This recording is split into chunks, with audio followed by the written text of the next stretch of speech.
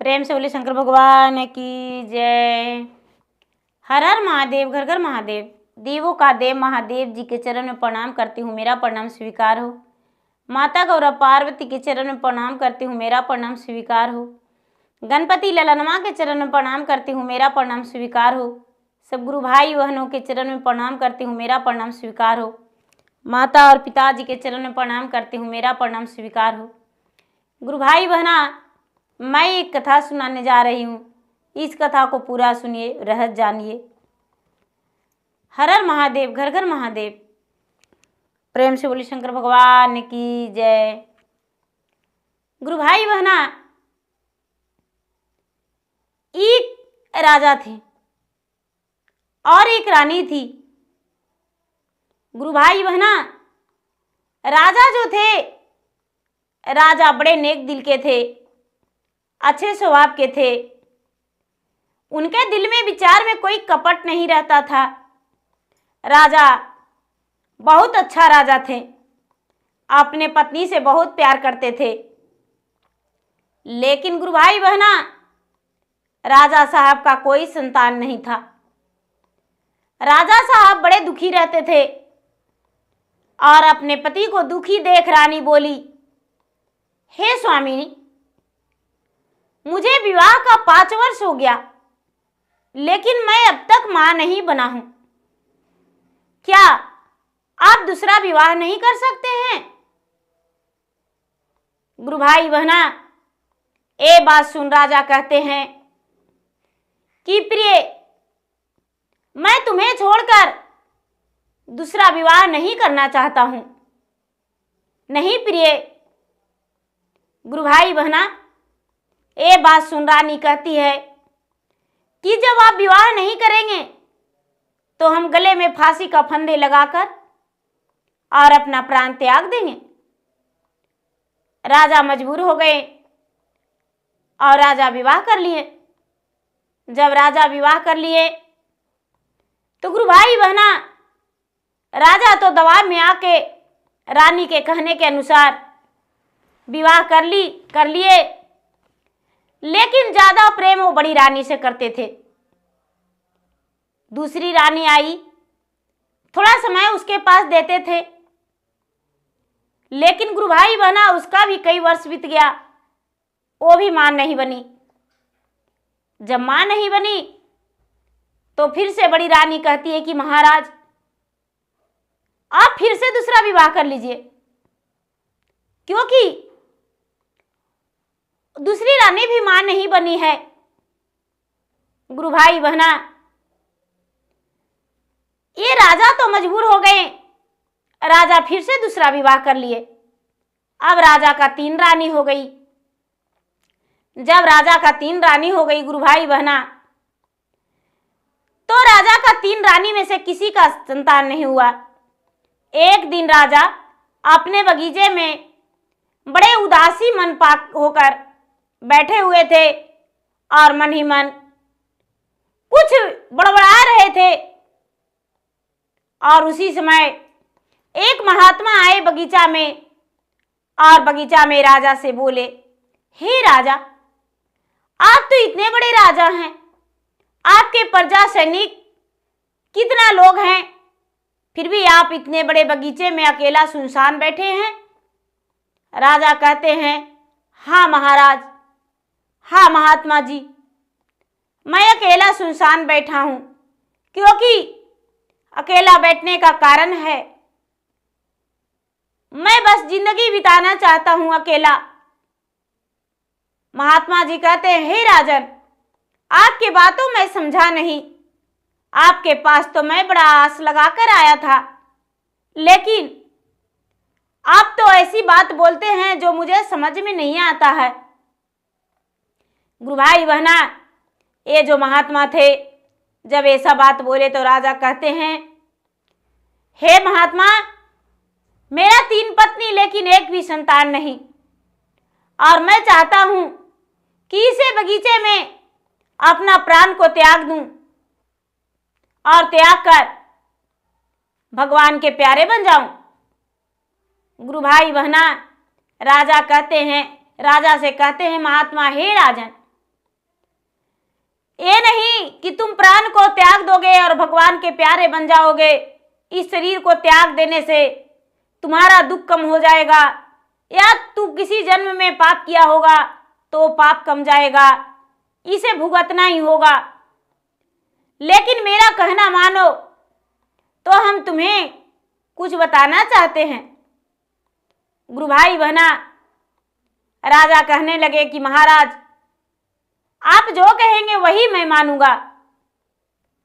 वो महात्मा अपने थैली से एक मुट्ठी चावल दिए और बोले कि इस चावल को खीर बनाकर और भगवान भोलेनाथ के मंदिर के द्वार पे 21 कन्या के भोजन कराना, और जो उसकी बची जूठन को तुम तीनों चारों प्राणी खा लेना। गुरु भाई बहना, अब तीनों रानी से राजा बोले कि शिव मंदिर के पास जाना है हम लोगों का, और गाय का दूध में इसे खीर बनाना है और 21 कन्याकुमारी का भोजन कराना है। गुरु भाई बहना, तीनों रानी तैयार हो गई और सवेरा हुआ। राजा स्नान धो करके और तीनों रानी के साथ शिव मंदिर के पास गए और जाकर सबसे पहले भगवान को पूजा पाठ किए, और पूजा पाठ करके और एक मिट्टी का बर्तन में खीर बनाए और खीर बनाकर 21 कन्या का भोजन कराए। भोजन करा के और उसके बाद जो पत्ते पे छोड़ी हुई भोजन था, वो राजा अपने तीनों पत्नी से कहते हैं कि हे प्रिय, ये छोड़े हुए भोजन को हम लोग ग्रहण करेंगे प्रसादी का रूप में। गुरु भाई बहना, जो बड़ी पत्नी थी, पहली पत्नी, वो बड़े आदर सम्मान से अपने पति को बात को आज्ञा का पालन की और बोली कि हाँ महाराज, हम इस भोजन को जरूर ग्रहण करेंगे। और वो सारी पत्ते पर से थोड़ी थोड़ी एक एक चावल उठाकर खा गई। दूसरी रानी इनकार कर गई और तीसरी रानी राजा को बात को उल्लंघन करते हुए कहती है कि मैं तो राजघराने की बेटी हूं, राजघराने की बहू, मैं तो सोफा पे बैठने वाली हूं, महलों में रहने वाली हूं, और भला इसका ये गरीब बालक के भोजन हम जूठन खाएंगे? मेरे घर में तो कितने पड़े हुए हैं। हे राजन, यदि आपसे भोजन मेरा नहीं बन पाता है तो मैं मैके चला जाऊंगा, लेकिन इस कन्या का भोजन जूठन को नहीं खाऊंगा। गुरु भाई बहना, दो रानी राजा की नहीं भोजन की जूठन, और एक रानी जो बड़ी रानी थी वो जूठन को खा ली। अब राजा रानी सब चले आए।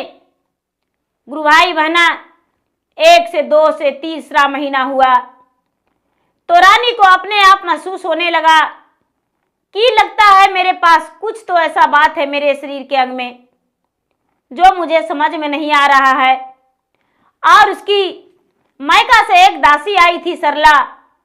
वो सरला दासी से कहती है कि सुनो बहन, मेरे शरीर के अंग कुछ हलचल होता है, मुझे समझ में नहीं आता है। वो जो सरला दासी थी वो कहती है कि हे रानी, आप जैसे लक्षण बताते हैं आप माँ बनने वाले हैं, ये तो बड़ी खुशी की बात है। और सरला इतना ही बात कह के दौड़ी दौड़ी राजा के पास गई और राजा से कहती है कि हे राजन, आपका मैं शुभ समाचार देने आई हूं। राजा बोले, क्या? हे राजन, आपकी जो बड़ी रानी है कलावती, वो कलावती मां बनने वाली है। गुरु भाई बहना, ऐसा बात सुनकर राजा बड़े झूम उठे और उनके मन में उत्साह जाग गया, खुश हो गए और दौड़े दौड़े घर आए और अपने बड़ी रानी को गले से लगा लिए। जब गले से लगा लिए तो ये दोनों जो रानी थी उसको मन में जलन पैदा हो गया और मन ही मन सोचने लगी कि ये राजा अब तो हम लोगों का नहीं चाहेगी, हमें नहीं मानेगी। मानेगा, अब इसी रानी का प्यार करेगा। गुरु भाई बहना, अब तो कभी सीढ़ियों पे तेल गिरा देती थी, तो कभी उसका भोजन में मिर्ची बहुत सारी डाल दिया करती थी, और कभी कुछ हमेशा वो रानी को उप देने लगी। लेकिन गुरु भाई बहना, भगवान का कृपा था, वो रानी का कुछ नहीं हुआ। धीरे धीरे 9वां महीना हो गया। अब जब 9वां महीना हो गया गुरु भाई बहना, तो ये रानी जो थी, रानी दर्द से दुखी हो गई। उसका प्रसव होने वाला था और वो कहने लगी कि हे सरला, जाओ राजा से बता दो, लगता है मैं बच्चे को जन्म दूंगा। गुरु भाई बहना, ये बात सुनकर दासी चली गई राजा के पास, और ये दोनों जो रानी थी, रानी आई और बोली कि क्या हुआ दीदी जी, क्या हुआ? मैं आपके दर्द से बहुत दुखी हूँ। गुरु भाई बहना, वो जो बड़ी रानी थी वो बोली, क्या कहूँ बहन, लगता है मैं आज बच्चे का जन्म दूंगा, तू मेरा कुछ मदद करो। गुरु भाई बहना, एक तेगा लाई और तेगा लाकर रानी का पेट पे मार दी, बच्चा निकल जाएगा रानी। देखिए गुरु भाई बहना, रानी का पेट पे मारी, बच्चे का दूध हो गया, रानी भी मर गई।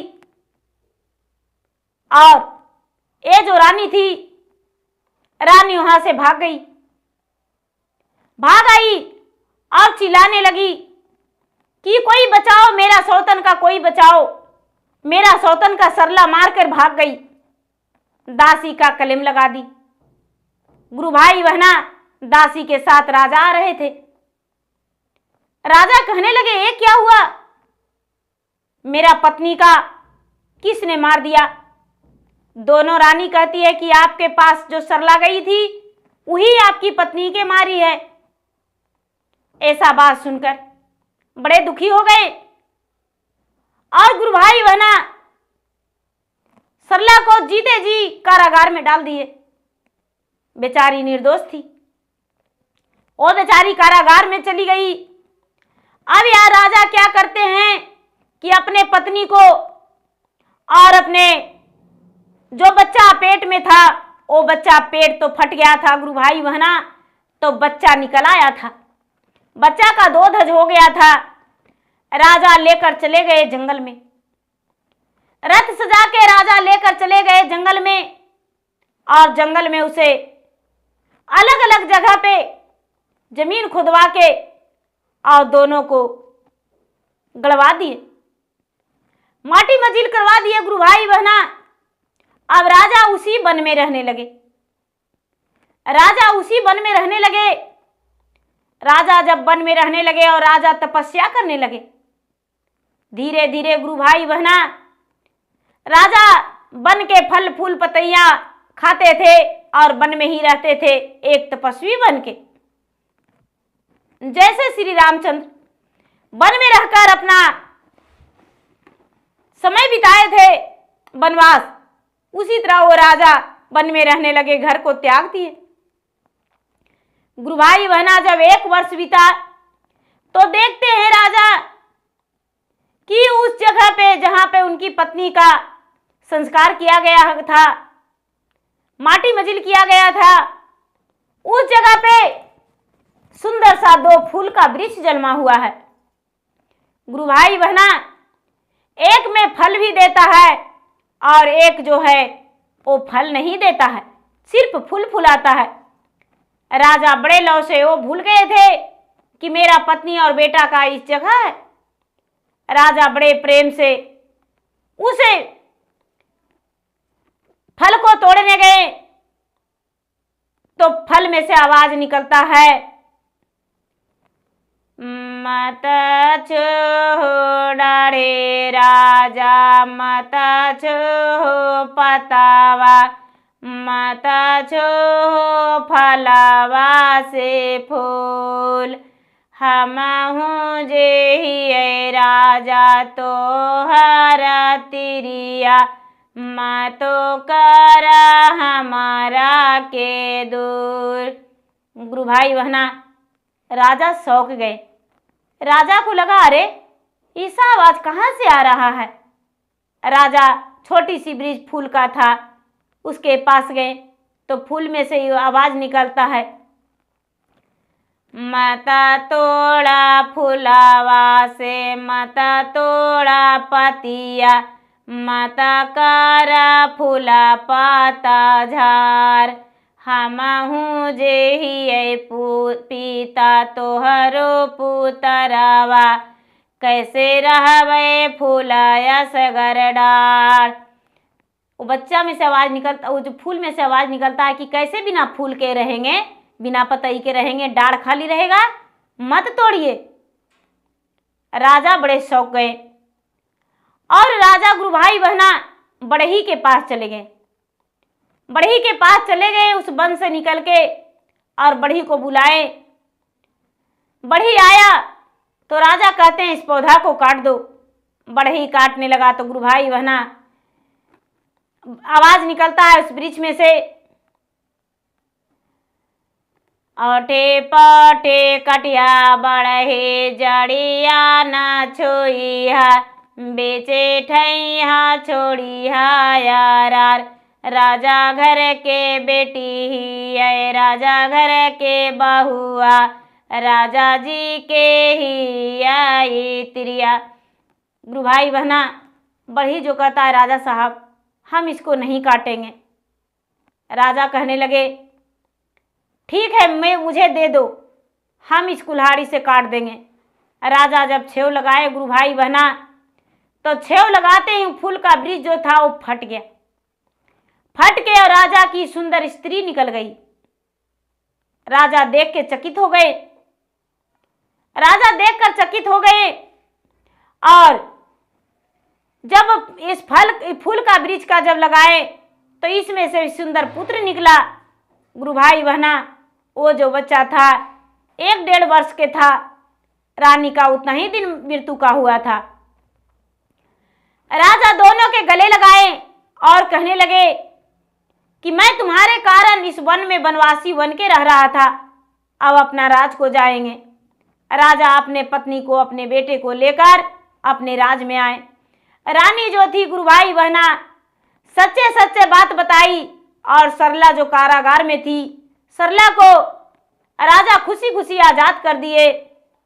और जो दोनों सौतन मिलके ये सब रचना रची थी, रानी ने दोनों को कड़ी से कड़ी सजा दिलवाई, दोनों सौतन को घर से निकलवा दी। और जैसे राजा वन में भटक रहे थे, उसी तरह राजा अपने दोनों पत्नी को वन में छोड़ दिए। नहीं तो उसके माता पिता ले जाने को लिए तैयार ही हुए, और नहीं तो और कोई परिवार, गांव का लोग उसे ईंटें और पत्थर से मार मार के वन में भगा दिए। गुरु भाई बहना राजा की पहली पत्नी और राजा की एक बच्चा फिर से खुश रहने लगे और राजमहल में सुखी जीवन बिताने लगे। तो गुरु भाई बहना जो जैसा करनी करते हैं वैसा फल पाते हैं। राजा जो थे, राजा का सुख लिखा हुआ था उसी पत्नी से, तो भगवान उसे जीवन दान देकर और लौटा दिए।